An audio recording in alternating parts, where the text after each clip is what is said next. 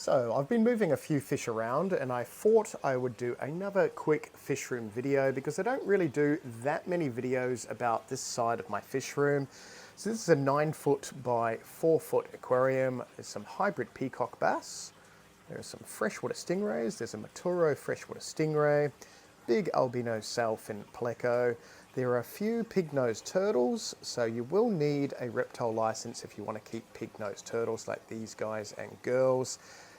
Yes, they are a full aquatic turtle, so they do not come out of the water. The only time they come out of the water is to lay their eggs. I know, they are kind of weird. They have flippers instead of actual feet. So if we zoom in on Mr. Flipper, there is his flippers there. They sort of sit there, they chill. I do need to get them out of this tank because all these fish are kind of huge. There's a red-tailed giant gourami. Everyone loves to pick on his ratty red tail, and I have a suspicion it's the stingrays at night. Yes, because they're a little bit rogue, and I do have really a difficult, annoying boy stingray, which is this one here. And by difficult and annoying, he just terrorizes the girls. There's a hybrid way at the back, and she's a pretty big stingray. That's nearly 2-foot diameter. Really nice peacock bass. How nice is that? So these are hybrids. I have no idea. I cannot remember what type of hybrid they are. Just a mixture between two different types of peacock bass, and that's what we mean by hybrid. Very, very cool fish. So I've had them for about 4 years or so. So it takes them a while to get big, and they would be around about that 60 centimeters or so. There is a giant gourami, just a normal pink giant gourami.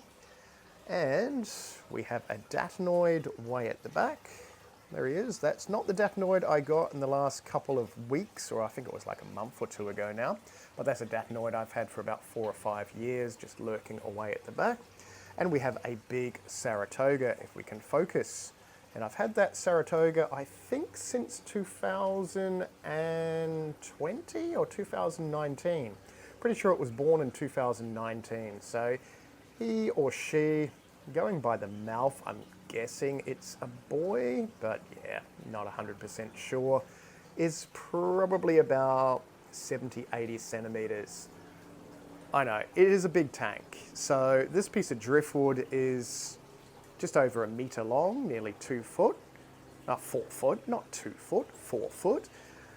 Very hard to show you how big these tanks are. I know, I say that every time I film them, but it is what it is. It's a very, very big aquarium.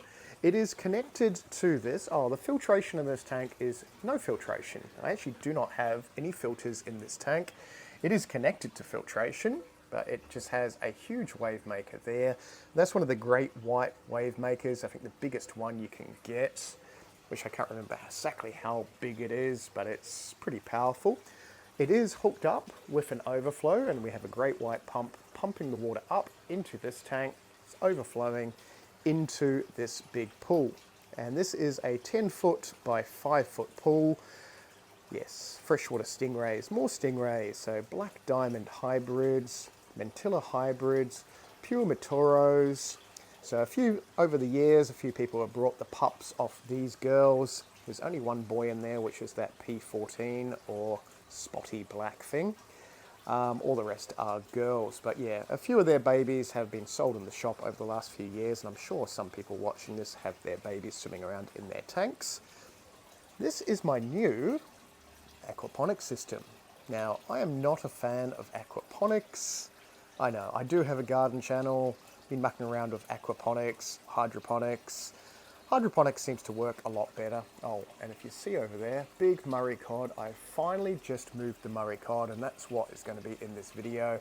I need to put the mesh over that, but I'll show you him or her in a second. About 1 meter long, I know, ridiculous.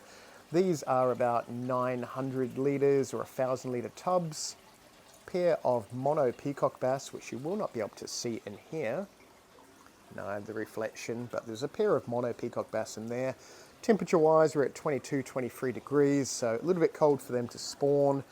Last time they spawned, I did collect the eggs and the fry, but slack me, let them go through the overflow, and that was the end of that. So this time I will make an effort to actually raise their fry.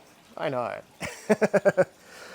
But yes, getting back to the aquaponics, whole lot of different things growing in this.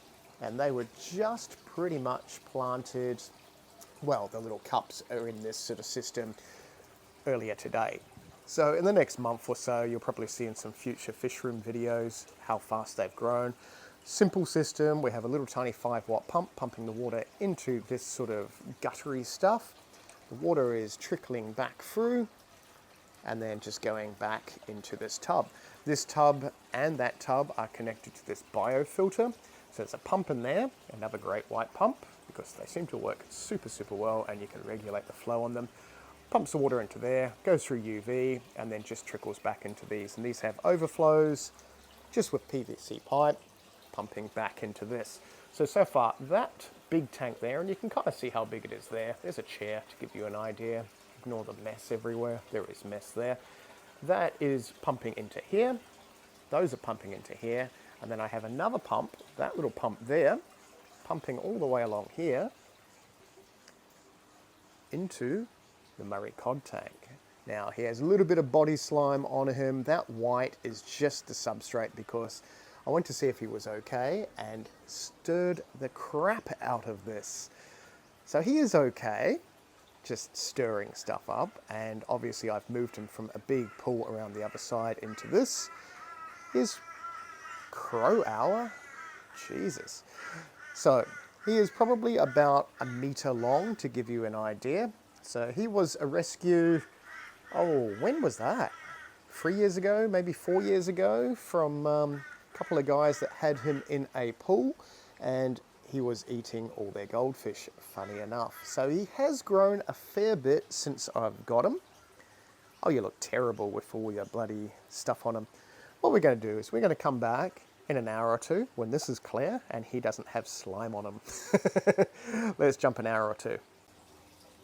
So we've jumped about an hour or so. All the water is clear. Yes. But Mr. Murray Cod is hiding down there, right in the really hard to film area. I can zoom in.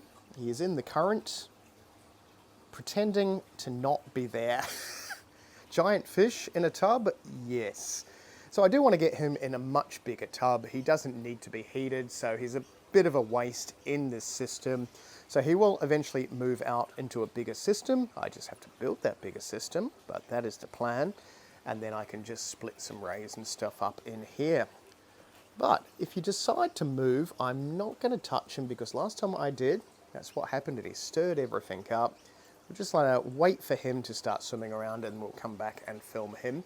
But in the meantime, this system here, the pump that was in that pond there, or the Stingray pool, is pumping water up into here. There's 3,500 litres pumping all the way around here. That's why he's just chilling away happily in the current at the moment. And then that water overflows into this. So this tub has a big, what's it called, plastic pallet underneath it, which has raised it about that much. Just enough for the water to overflow into this system. And this tub is the same size as this tub, just doesn't look the same size because everything on camera just looks weird. It has another great white pump there, pumping the water into this K1 microbead filter, and that does a ridiculous amount of water. Actually, we're going to nip around there and show you exactly what that does. Pressurized K1 biofilters. Pressurized K1 is just the media. Obviously, it's pressurized with the water pumping through it. But that is what it is. Evolution Aqua. I think I've got the 24-inch, so the 2-footer. Yeah, it does 36,000 litres. It's a pretty big, giant filter.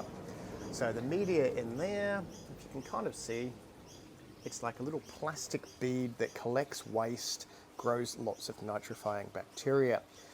It is a bit of a pain to clean out if you dismantle the whole thing, but it does have an air pump attachment that attaches onto that, which, yeah, I've got that over there somewhere.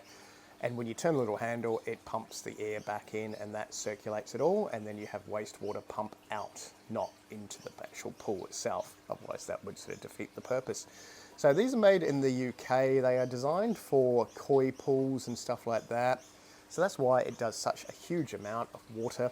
Ideally you want that pumping water from something that's already had the water filtered through. So technically this would have been better in that system where the water's going through the biofilter first, or the sponges, so that water going back in there doesn't have any gunk and stuff in it.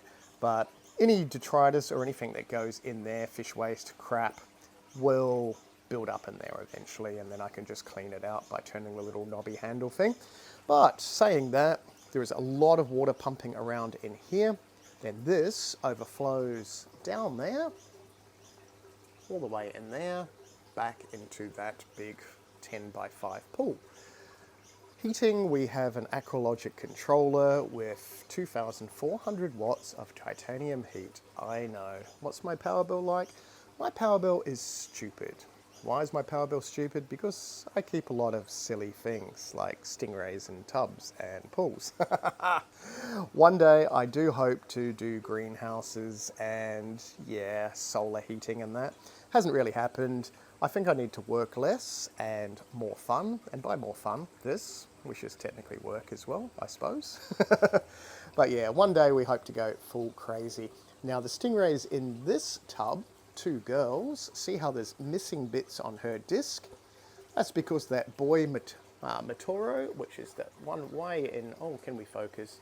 One in that tank there, which is the big 9x4, just tried to breed with her and nibbled the heck out of her disc.